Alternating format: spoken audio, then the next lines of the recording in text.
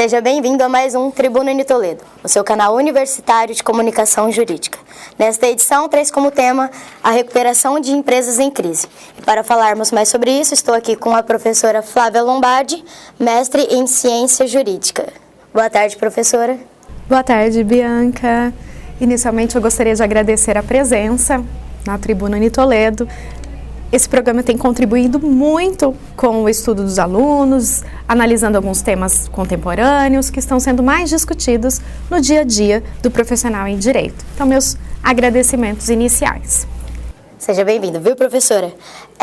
Professora, no que consiste a recuperação de empresas? A recuperação de empresas é um procedimento criado pela Lei 11.101 de 2005, que tem por finalidade a reorganização da atividade empresarial em crise, estabelecendo alguns meios para que o devedor, que tenha muitas dívidas e não consiga, antes de um processo, se reorganizar, recuperar-se, ele pode, por meio de um pedido judicial, requerer a recuperação judicial das empresas. Ou seja, ele requer judicialmente que o juízo lhe dê um prazo para a apresentação de um plano de reestruturação. Professora, no que consiste a recuperação de empresas? A recuperação de empresas consiste em um instituto criado pela Lei 11.101 de 2005, que tem por finalidade propiciar ao empresário que tem em crise a reorganização da sua atividade empresarial. E quem que pode se submeter a essa recuperação de empresas? A lei, ela traz como legitimado para o pedido de recuperação de empresas o empresário regular que exerce a sua atividade há mais de 2 anos. Então, alguns profissionais que não são empresários regulares e que, portanto, não têm o registro na junta comercial, não tem o registro do seu ato constitutivo na junta comercial, esses empresários que são chamados de irregulares não podem ter o benefício da recuperação de empresas. E quais que são as vantagens para os empresários? Para o empresário, o pedido de recuperação de empresas permite que ele tenha um prazo para reorganizar a sua atividade. Então, ele tem uma possibilidade de conversar com os credores, estabelecer meios para os quais ele pretende reorganizar a sua atividade.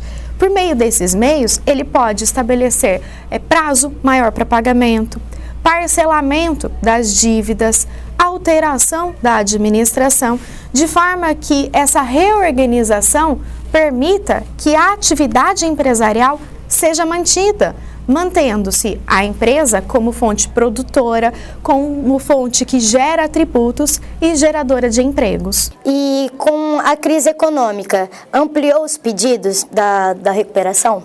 Sim. Infelizmente, com a crise econômica que nós estamos sofrendo no Brasil, os pedidos de recuperação aumentaram, especialmente os pedidos de recuperação judicial. Então, nós temos agora, recentemente, o pedido da Oi, que foi feito em junho do ano passado e deferido em junho do ano passado. Ou seja, a Oi e suas empresas associadas estão passando por um programa de recuperação judicial. Temos também algumas empresas do grupo Eike Batista. Estima-se que até fevereiro, 1.800 empresas entraram com pedido de recuperação judicial, se contabilizar do ano anterior e o começo do ano de 2017. Como que é esse processo de recuperação judicial? A recuperação de empresas, instituto criado pela lei, ela tem 2 modalidades. Ela tem a recuperação extrajudicial, que o devedor renegocia suas dívidas com seus credores e submete o plano de renegociação à simples homologação, mas tem também a recuperação judicial, que é a mais conhecida. A recuperação judicial parte do pressuposto de um pedido inicial feito ao judiciário. Com esse pedido inicial, o empresário ele precisa demonstrar a sua regularidade há mais de 2 anos, demonstrar que não se beneficiou de um plano de recuperação judicial nos últimos 5 anos, entre outros requisitos. Feito o pedido inicial, o juiz analisa se ele comprova todos os requisitos, se ele demonstra as fontes da crise, o que originou essa crise, e daí o juiz defere o processamento da recuperação judicial.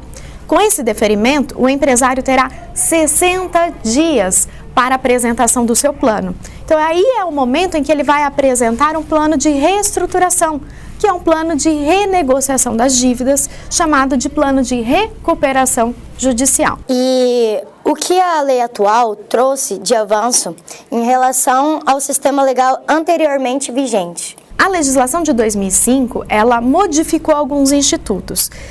O Instituto da Recuperação foi criado pela lei de 2005. Anteriormente, nós falávamos na concordata. E a concordata nada mais era do que um pedido de prorrogação de prazo para pagamento. O pedido de recuperação judicial ele é diferente, ele é mais amplo, ele prevê várias espécies e várias hipóteses para que o empresário em crise se reorganize. Exemplo, a alienação de parte do seu ativo. Ele pode fazer a alienação de um estabelecimento empresarial, arrecadar o dinheiro e utilizar esse dinheiro para o pagamento dos seus credores. A recuperação judicial tem a finalidade de manutenção da empresa que é viável. Então, ela objetiva realmente reorganizar a atividade, permitindo que essa atividade continue no mercado. E professora, como que ficam os pagamentos dos credores na recuperação judicial? Na recuperação judicial, o próprio devedor estabelece um plano para ele realizar o pagamento dos seus credores. Esses credores têm a oportunidade de se manifestarem favoravelmente ao plano. O plano ele não pode prever o prazo maior do que 1 ano para pagamento, por exemplo, dos créditos de natureza trabalhista. Então, a legislação ela estabelece alguns limites para o pagamento de determinados credores. Quanto tempo que dura a recuperação judicial? De acordo com a lei, esse procedimento judicial, ou seja, esse acompanhamento do judiciário da recuperação da empresa, pode durar até 2 anos. Entretanto, não significa que esse seja o prazo máximo da recuperação. O acompanhamento dura até 2 anos, mas o processo de recuperação, de reorganização da atividade empresarial, pode durar o prazo que foi estabelecido no plano. Então, nós temos aí alguns pedidos que estão colocando o prazo de mais ou menos 15 anos para pagamento dos credores. Tamanha é a dívida que está assumida pela devedora, pelo empresário devedor.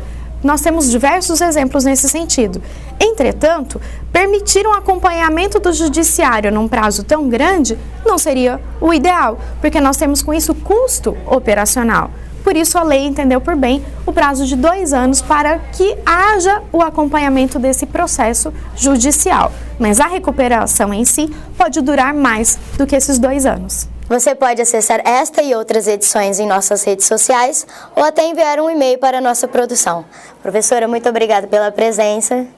Eu que agradeço, muito obrigada pela oportunidade de estar aqui discutindo um tema que parece longe da nossa realidade, mas que, em razão da crise econômica, vai voltar a ser discutido esse ano. Temos o pedido de recuperação da Oi, então é um tema que precisa ser discutido, porque os credores podem se privilegiar com a manutenção da fonte geradora de renda, com a manutenção da atividade empresarial. Muito obrigada pela oportunidade. Aproveitem o conteúdo para os alunos. Gostaria que vocês pudessem acompanhar os temas que são discutidos e que serão discutidos ainda em outras edições. Muito obrigada. O Tribuna fica por aqui. Até a próxima.